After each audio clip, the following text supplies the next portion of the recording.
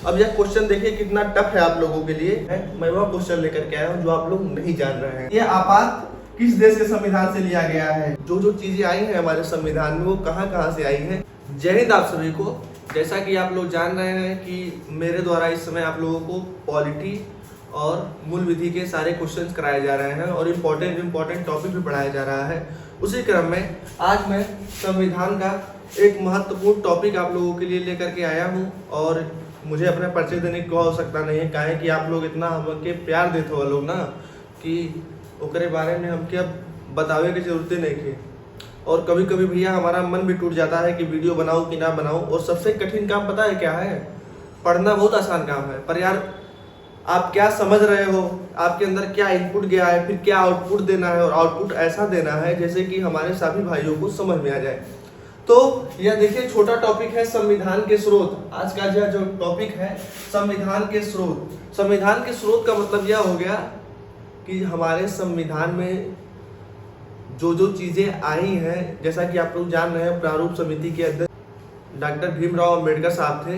तो उन्होंने लगभग सभी देशों के संविधान को पढ़ा। उसके बाद जो भी चीज एडॉप्ट करने वाली थी वह चीज अपने देश के संविधान में एडॉप्ट किया।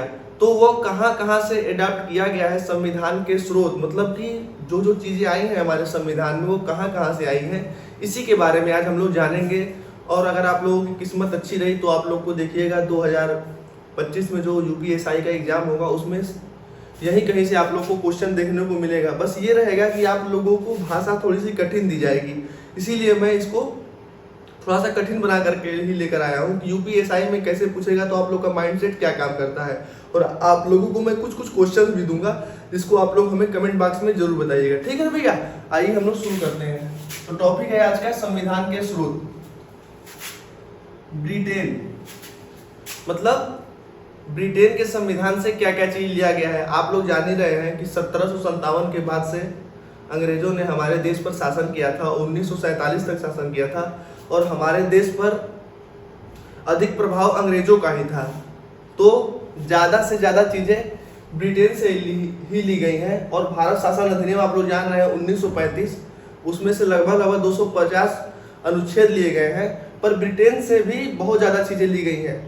तो आप लोगों को मैं एक ट्रिक बता दे रहा हूँ, ब्रिटेन और अमेरिका का ज्यादा प्रभाव हमारे संविधान पर है।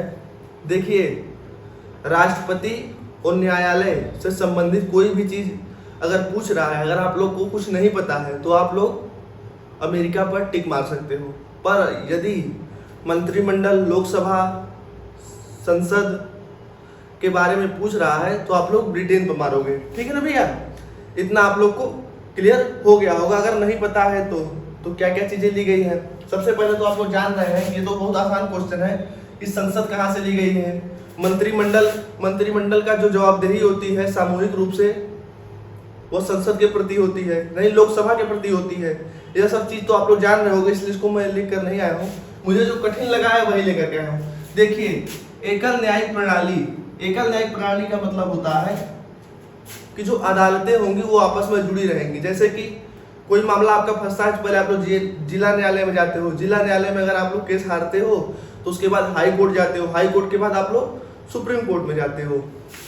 तो एकल न्यायिक प्रणाली का मतलब हो गया कि सभी अदालतें आपस में जुड़ी हैं। और जैसे कि आप लोग किसी भी केस को हारते हो तो ऐसे जाते हो ना, तो उसका मतलब हो गया कि न्याय एक होगा। ठीक है भैया?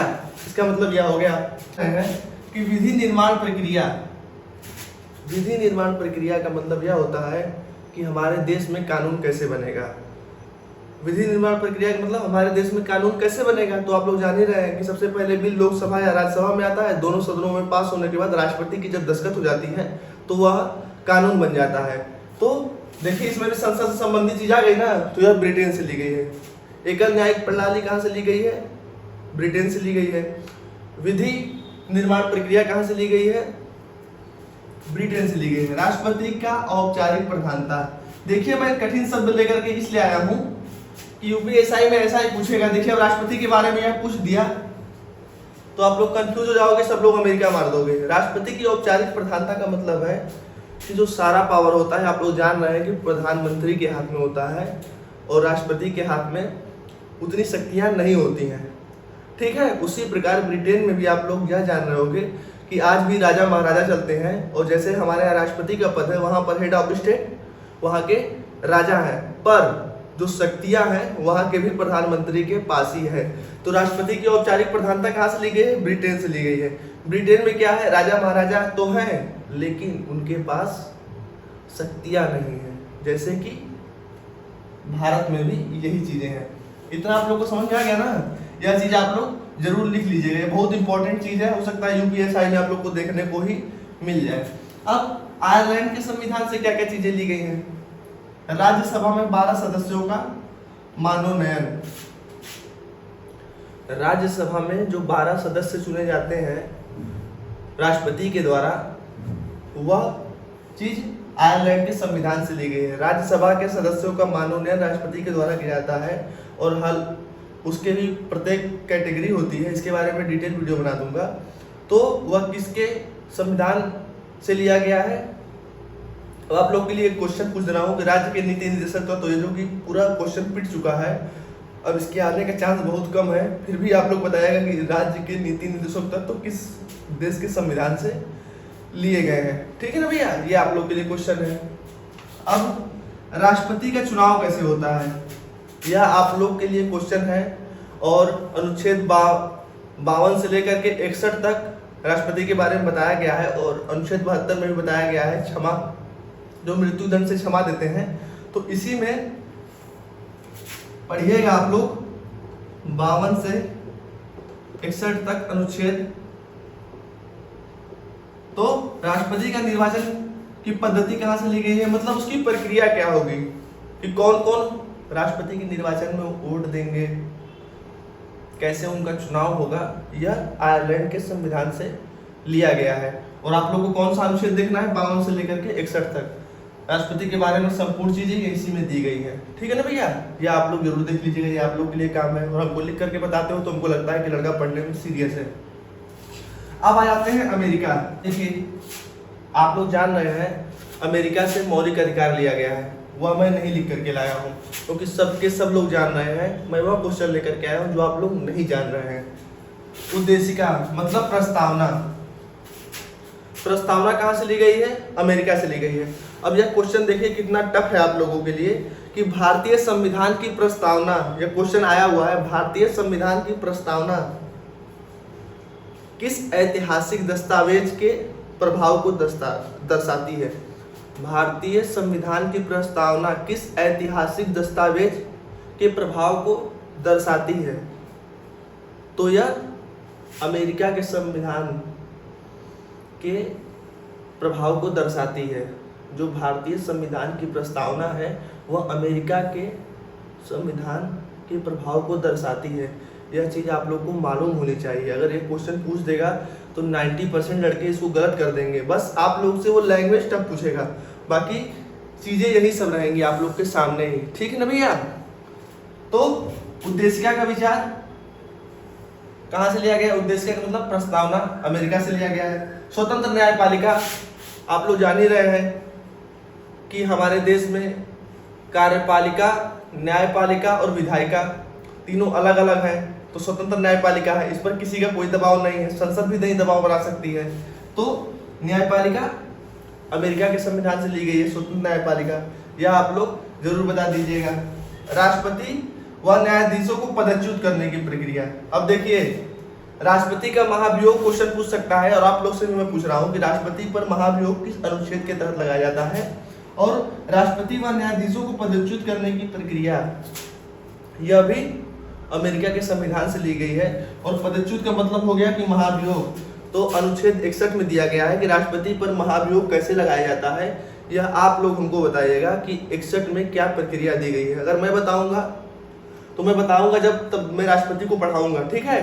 पर आप लोग मुझे कमेंट बॉक्स में जरूर बताइएगा, मैं जानूंगा कि आप लोग क्या क्या चीजें पढ़े हो। ये बहुत इंपॉर्टेंट चीज है, ठीक है? जो लड़का पढ़ रहा होगा एक चीज मालूम होगा उसको कि मैं जो चीज बता रहा हूँ यही चीज आप लोग के सामने आएगी। ठीक है, इतना पता लग गया ना? ब्रिटेन, आयरलैंड, अमेरिका, इतना काम आप लोग का हो गया, यही क्वेश्चन उठा देगा। अब देखिए ऑस्ट्रेलिया के संविधान से क्या लिया गया है। दोनों सदनों की संयुक्त बैठक, दोनों सदनों की संयुक्त बैठक में अध्यक्ष कौन होता है? यह अनुच्छेद 108 में दिया गया है आप लोगों को। अनुच्छेद 108 में संयुक्त बैठक के बारे में बताया गया है। तो दोनों सदनों की संयुक्त बैठक किस देश के संविधान से ली गई है? ये सब सारी चीजें मैं डिटेल इसलिए नहीं बता रहा हूं क्योंकि वीडियो लंबी हो जाएगी, ठीक है। तो दोनों सदनों की संयुक्त बैठक ऑस्ट्रेलिया के संविधान से ली गई है।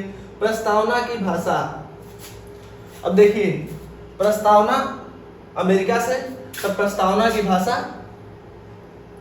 ऑस्ट्रेलिया से ली गई। प्रस्तावना की भाषा का मतलब हो गया कि संपूर्ण सारांश, संविधान का संपूर्ण सारांश प्रस्तावना में है, इसका मतलब यही हुआ, ठीक है ना। तो प्रस्तावना की भाषा ऑस्ट्रेलिया के संविधान से ली गई है।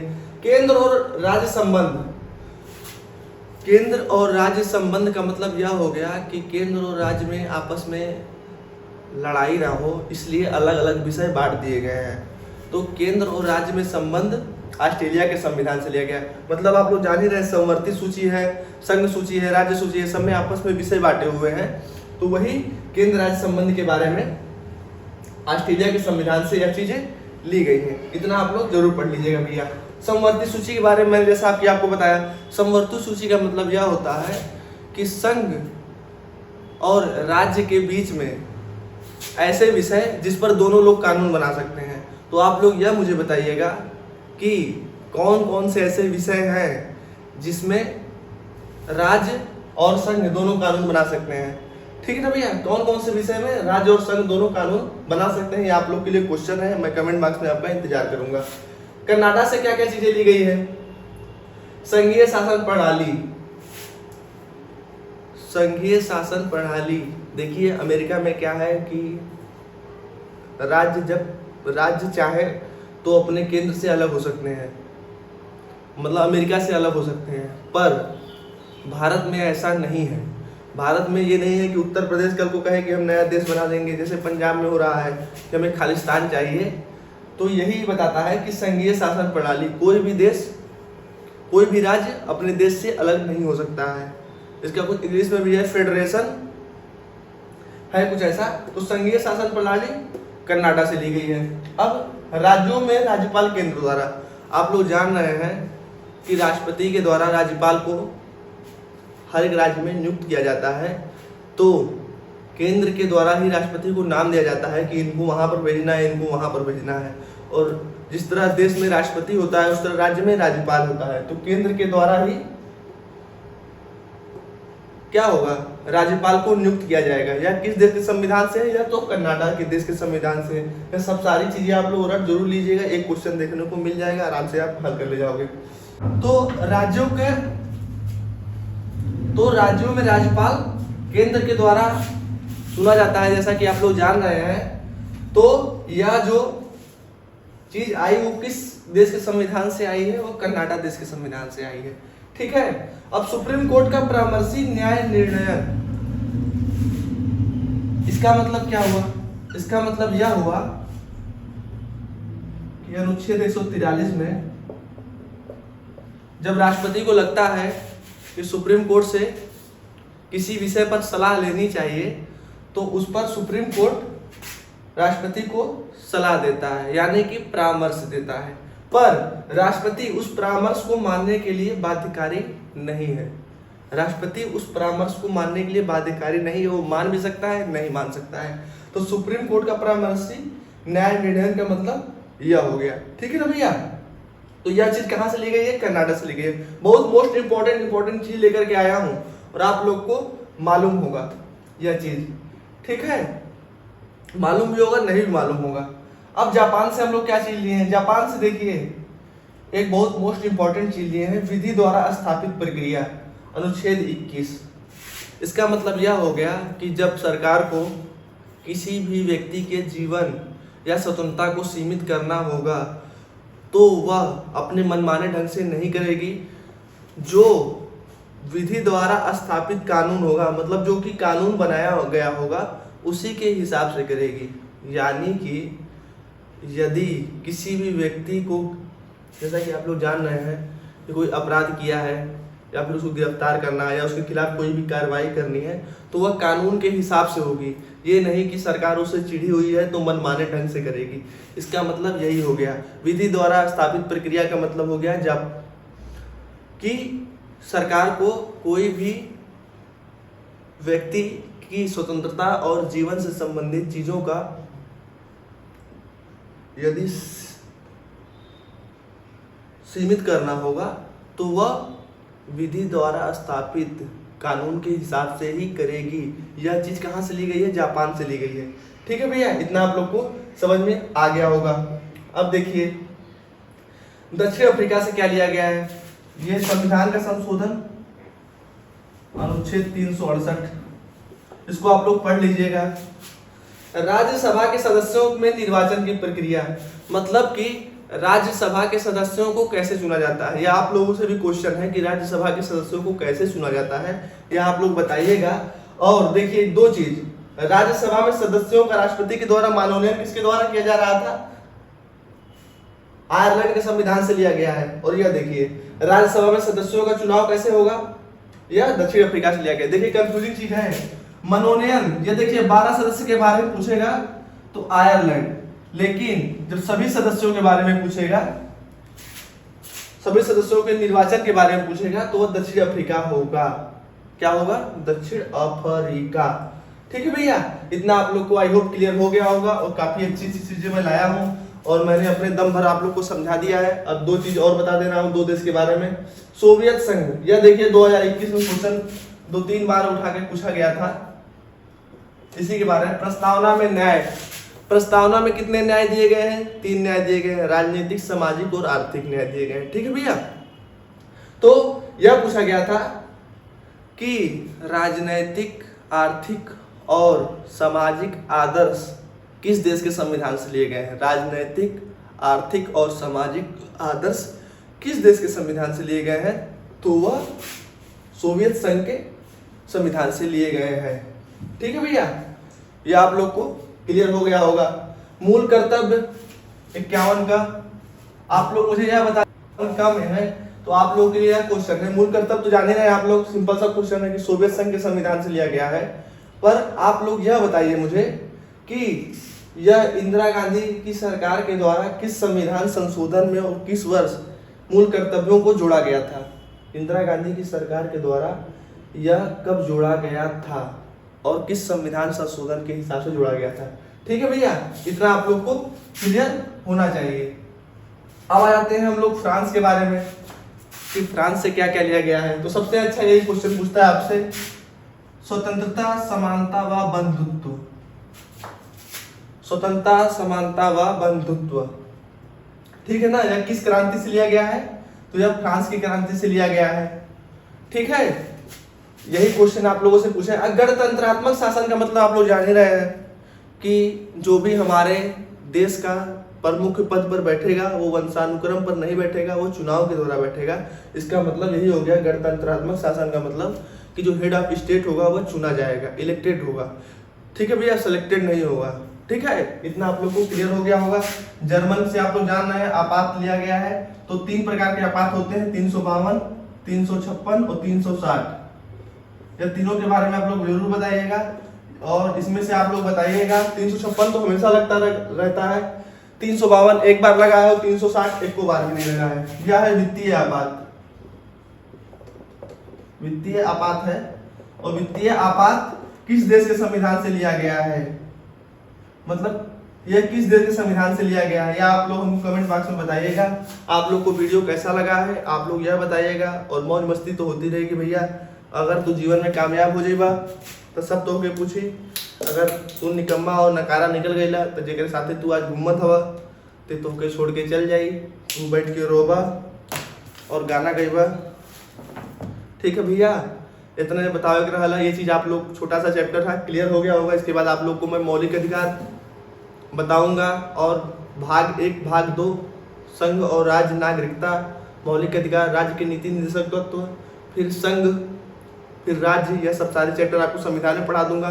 और उसके बाद आप लोग जान रहे हैं कि मूल विधि में जैसे क्या है कि मूल विधि में कुछ महत्वपूर्ण एक्ट है वो भी पढ़ा दूंगा।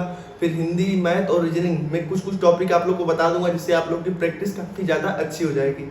आप लोग एंजॉय करिए, एंजॉय जो ना करें, एंजॉय फिर कैसा हुआ है। जय हिंद, जय भारत, जय बजरंगबली की, बजरंगबली की जय हो। यार मैं पढ़ के बोलता हूँ कोई भी चीज़।